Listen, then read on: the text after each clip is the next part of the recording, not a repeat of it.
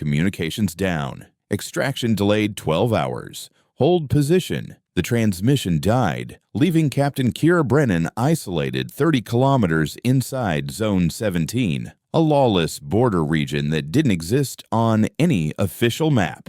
At 29, with dark auburn hair pulled back in a tactical braid and gray-green eyes scanning hostile terrain, she gripped her M4A1 carbine with automatic capability. Former Army Special Forces, now CIA field officer. She'd been conducting reconnaissance when her equipment failed. Standard protocol: hide, avoid civilian contact, extract. But 40 minutes later, she saw them.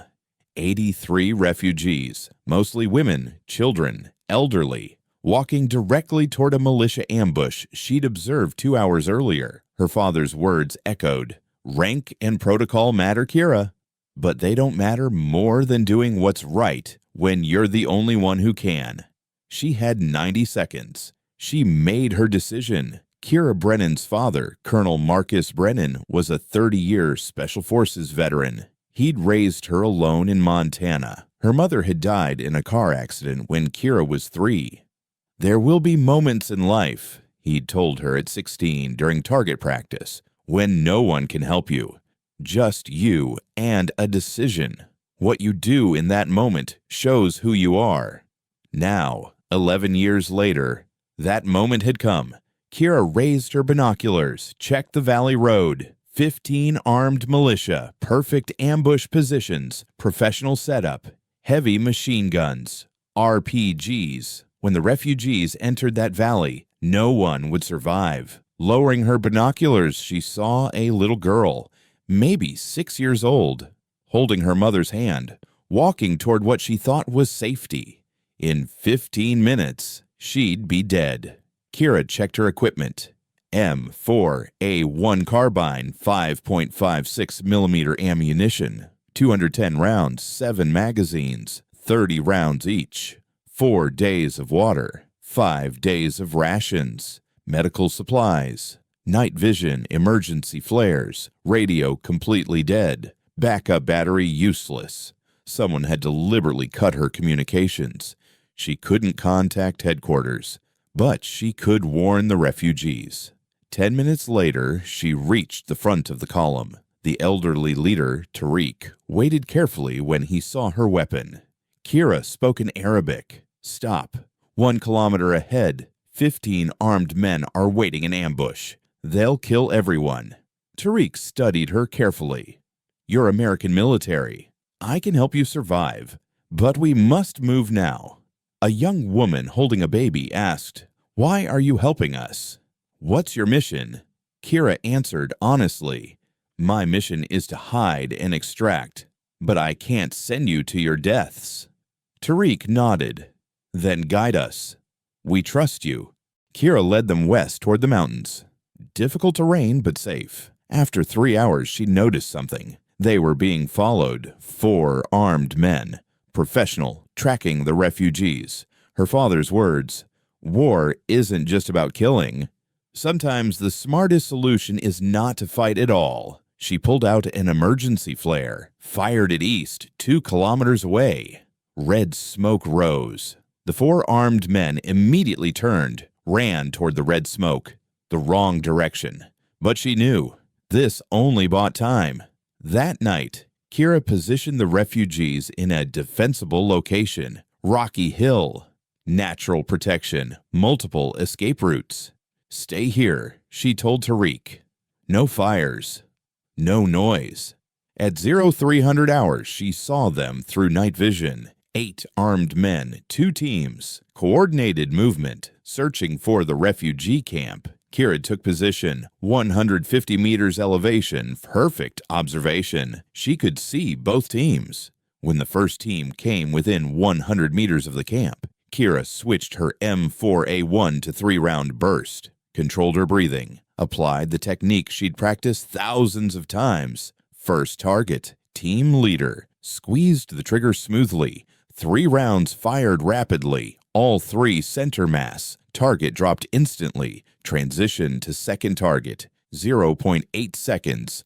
3 more rounds. Second man down. The remaining 6 were now alerted, running for cover, but they didn't know where she was. Third target running toward cover. Kiera led the movement slightly, shooting where he would be. Pulled the trigger. 3 rounds. Man hit mid-stride. Her father's lesson. Shoot and move. Never stay in the same place. Kiera immediately shifted 20 meters right to a new position, just in time. The 4th and 5th men opened fire with AK-47s at her old position. Bullets hit empty rocks. From the new angle, Kiera could see their flanks. The first man was still firing. Wrong direction. Kiera calmly acquired him. 3 rounds. Man down. The 5th man was now yelling into his radio, calling for help. Kiera couldn't allow it. Fired immediately. 3 rounds. Man dropped with his radio. The 6th and 7th men were now trying to retreat, but Kiera had pre-calculated retreat routes, her father's tactic. The enemy always runs to the nearest cover. Know that route in advance. The 6th man ran behind rocks, exactly where Kiera expected. She was ready. When the man entered her field of view, 3 rounds were waiting. He fell. The 7th man chose a different route. Smart. But Kiera was smarter. With night vision, she could see him perfectly in darkness. He thought darkness protected him. He was wrong. Kiera locked onto the final target. 200-meter distance. No wind. Easy shot. 3 rounds. 7th man down. The 8th man, the smartest, didn't move at all. Lay completely frozen, playing dead. Kiera waited. 5 minutes. 10 minutes. Patience was her father's most important lesson. The hasty soldier is the dead soldier. After 15 minutes, the 8th man moved, slowly started crawling backward. Kiera pulled the trigger. Final 3 rounds. 8th target neutralized. Total engagement time, 12 minutes. 8 enemies neutralized. 24 rounds used. 186 rounds remaining. When she returned to camp, Tariq was waiting. Fear and admiration mixed. You fought 8 armed men alone. No, Kiera said calmly. I used night vision advantage and tactical position to keep them away from you. Now we move. They called for help. More are coming. Second day afternoon, a larger force came. 12 armed men, 3 teams, more professional, more careful. Kiera saw them from 800 meters. Search formation, systematic. Area sweep. She positioned the refugees in a narrow canyon. Stay here. Silent. I'll stop them. How? Tariq asked anxiously. There are 12 of them. I'll use the terrain, Kiera said simply. Her strategy was simple but effective. Force the enemy through a narrow passage, then crossfire. She prepared positions. 3 separate firing points. Left magazines at each.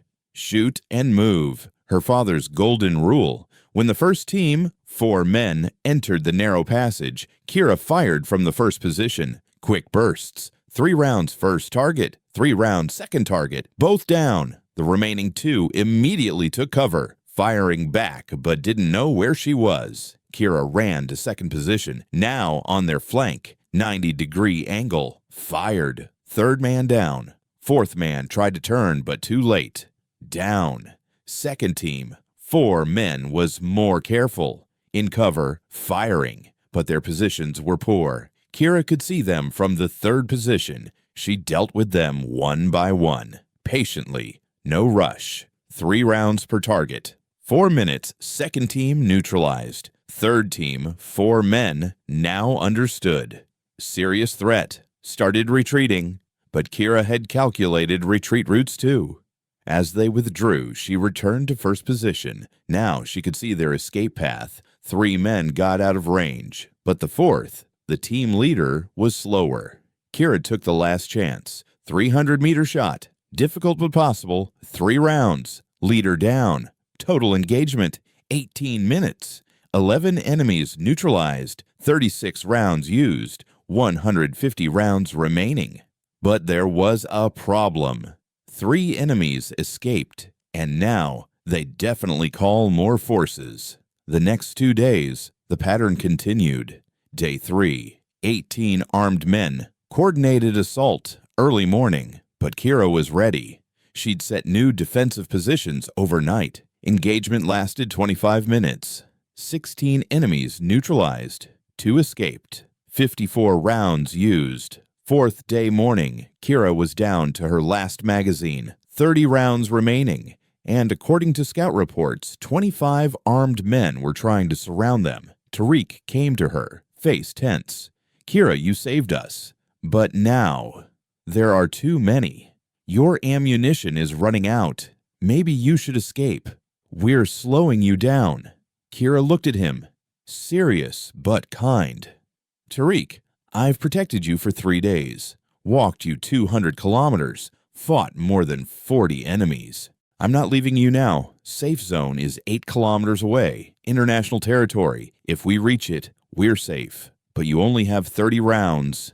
"It's enough," Kiera said. She was lying, but needed to give hope. That night, she set up the final defensive line, narrow pass, Thermopylae strategy. Like the 300 Spartans, used terrain to negate numbers. She prepared her position, carefully placed the last 30 rounds. If she used 3 rounds per target for 10 enemies, maybe the rest would flee. Maybe. Meanwhile, 50 kilometers away, SEAL Team 9 was moving. Major Derek Holland and his 14-man elite team had been searching for Kiera for 3 days. CIA headquarters had given the mission in panic. "Our field officer is missing." No contact for 4 days, probably hiding or captured. But the evidence they found didn't match the briefing. Abandoned militia positions, professional defensive setups, used American ammunition casings, blood trails, evidence of bodies being moved. "Someone's been fighting serious battles here," said Senior Chief Tyler Crane, examining a fighting position. "Recent, professional setup. This is Special Forces level tactics." Holland carefully examined the position. Crossfire lanes, retreat routes, perfect terrain use. "This doesn't match our briefing. Captain Brennan is an intelligence officer. Intelligence collection mission. This is professional infantry work." They counted casings. At least 120 rounds used in one engagement. 3-round bursts. Professional discipline. "Whoever this person is," Crane said, "they have serious training." As they advanced, they found more evidence. Second battlefield, third, fourth. Each bore the same signature. Single operator against larger forces, systematic neutralization. "Could this be our target?" Crane asked doubtfully. "I don't know," Holland said. "But whoever this is, they've fought more than 40 enemies. And won." On the 4th day, they heard combat 3 kilometers away. M4 automatic fire, 3-round bursts, a K-47 return fire, tactical defensive pattern. "Either our target or another American in trouble," Holland said, moving to support. Fast and quiet. 10 minutes later, when they reached a ridgeline, what they saw shocked them. In a narrow pass, a woman in tactical gear was conducting perfect defensive operations against approximately 20 armed militia. Every shot disciplined, every movement calculated. Civilians she was protecting visible behind her. "That's Captain Brennan," Holland said, watching Kiera neutralize another enemy with a perfect 3-round burst. "And she's definitely not a helpless intelligence analyst. This is Special Forces level warfighter." Crane grinned. "Sir, look at that defense. At least 8-to-1 numerical disadvantage, and she's dominating the entire engagement. Complete control of the battlefield." "Then let's even the odds," Holland said. "Designated marksman, engage flanks. Assault element, prepare to move to her position. No one watches an American operator fight alone." SEAL Team 9 opened fire with devastating effect. Their precision caught the militia in perfect crossfire. Focused on Kiera, they hadn't detected the SEAL approach. Classic tactical error. Between Kiera's frontal defense and the SEAL's flank and rear fire, the militia force was systematically destroyed. Survivors attempting to flee were engaged by SEAL marksmen from 400 meters. 5 minutes. 20 enemies neutralized, 0 SEAL casualties, 0 civilian casualties. Holland led his team to Kiera's position, weapons lowered to show friendly intent. But Kiera kept her M4A1 trained on them until confirming American uniforms and radio calls. Only then did she lower her rifle. SEAL Team 9, Holland said, approaching. "We're here to find you, Captain Brennan." Kiera was exhausted. 4 days without sleep, constant combat, last ammunition, but still standing straight, smiled tiredly but determinedly. "Perfect timing, Major. I was down to my last 8 rounds." Crane looked at the evidence of sustained combat. Empty magazines, defensive positions, protected civilians. "Sir, how many hostiles did you engage?" "Approximately 47 confirmed," Kiera said calmly. "Maybe more. Couldn't verify some night engagements. Some targets I hit in darkness may have had their bodies recovered by their comrades." The SEALs stared in stunned silence. No one spoke for a moment. This CIA officer, alone, had neutralized 47 fighters over 4 days, protecting 83 refugees with just an M4A1 and 210 rounds. No communications, no support, no extraction. And she'd won. "Sir," Crane said with deep respect, admiration clear in his voice, "you didn't need rescue.